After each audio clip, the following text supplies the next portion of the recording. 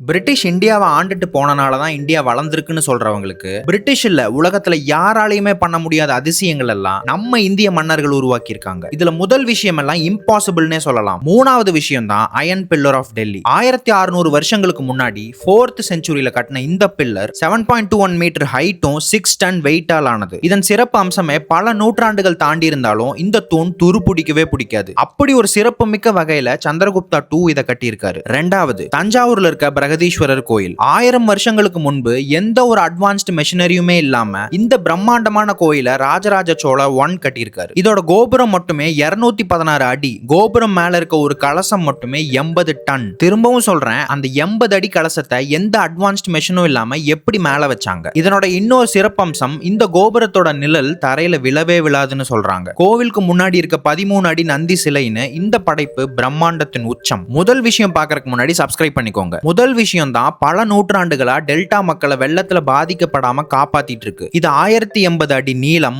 66 அடி அகலம், 18 அடி உயரம்னு பாம்பு மாதிரி வளைஞ்சு போகும். இது வெறும் கல் மற்றும் களிமண்ணை வச்சு மணல்ல பேஸ்மெண்ட் போட்டு கட்டியிருக்காங்க. இந்த 2000 வருஷ அதிசயத்தை கட்டினது நம்ம கரிகால சோழன். அதுதான் கல்லணை டேம்.